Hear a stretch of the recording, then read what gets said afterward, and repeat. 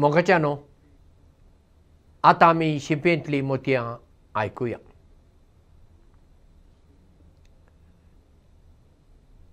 इंग्लंडांत मार्क नांवाचो एक भुरगो एके शाळेंत शिकतालो.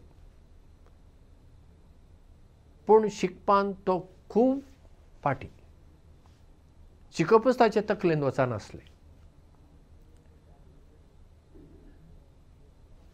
क्लासीन तो सदांच निमाणो येवपी आनी तातूंत कितल्याश्या विशयांनी फेल जावपी.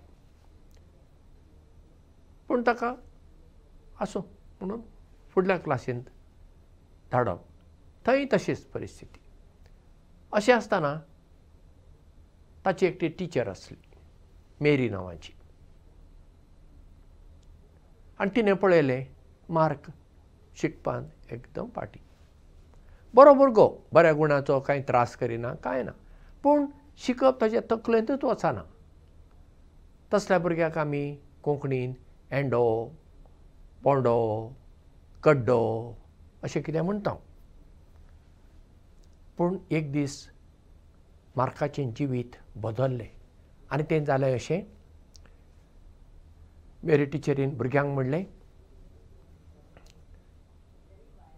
फाल्यां आमचे क्लासीचे आमी एक गेट टुगेदर करया आनी त्या गेट टुगेदराक हांव म्हजे भयणीक घेवन येता. भुरगीं सगळीं खुशाल जालीं. आतां गेट टुगेदर म्हणजे त्या दिसा अभ्यास करप ना, कितें तरी कार्यावळ आसता. बरें, भुरगीं सगळीं वेळार आयलीं. मेरी टिचर आयली आनी येताना आपल्या भयणीक घेवन आयली. आनी आतां क्लासीन तांचें गेट टुगेदर. पयलीं ती मार्काक आपयता फुडें आनी आपल्या भयणीक म्हणटा, ग्रेसी, हो मार्क आसा न्हय, ह्या सगळ्या क्लासीन ताच्या तोंडार जो हांसो आसता तो तो खूब सोबीत, एकदम सोबीत. मार्क सदां हांसत्या तोंडाचो. चड उलयना, शांत वगो आसता. पूण तोंडार सदां ताच्या हांसो. आनी मागीर तिणें दुसऱ्या भुरग्यांची वळख करून दिली. आनी अशें उलयतना मेरी टिचरीन आपलो हात मार्काच्या खांदार दवरलो आनी अशें म्हणलें, म्हणजे आपुलकेन तिणें म्हणलें आपल्या भयणीक. हाचो प्रभाव मार्काचेर पडलो.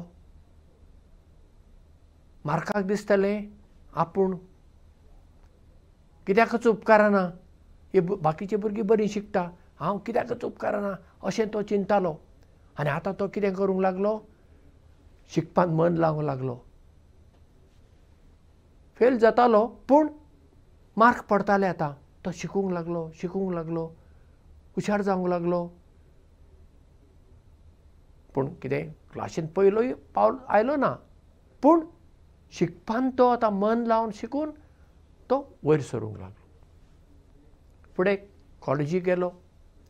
कॉलेजीचें शिकप ताणें सोंपयलें आनी फुडें तो एक धंदेकार, बिझनसमॅन जालो. हाचें मूळ कारण कितें? हाचें मूळ कारण मेरी टिचरीन ह्या भुरग्याचेर आतां एक प्रभाव केलो. मेरी टिचरीक खबर आसलें ह्या भुरग्याक शिकपाक मन ना आनी तितली ताकती ताच्या कडेन ना. मेन म्हणजे ताचे कडेन मन ना. तर ताका तापोवणी दिवन, ताका शिक्षा दिवन कांय उपयोग ना. पूण तिणें पळय असो उपाय काडलो.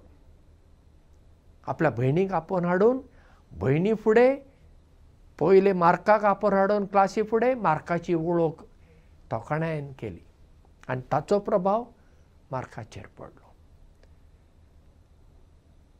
आमच्या एका उतरान दुसऱ्यांचेर कितलो प्रभाव पडत तें सांगूं नजो. म्हूण आमची उतर जर तर उमेद वाडोवपी आसा, तें मोगाचें आसा, तें समजून घेवपी आसा, त्या मनशाच्या जिवितांत नवलां अजापां घडटात.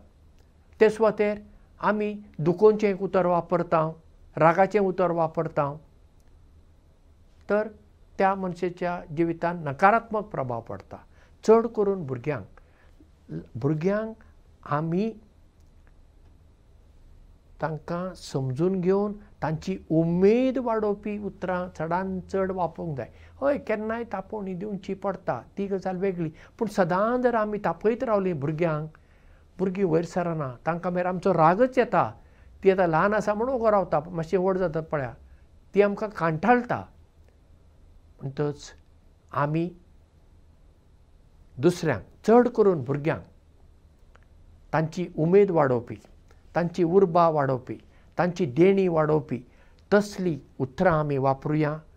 तसली आमची वागणूक तांचे सवें आसूं आनी तसलीं मनशां, भुरग्यांक वयर काडपी मनशां आमी जावुया. देव बरें करूं आनी मोग आसूं.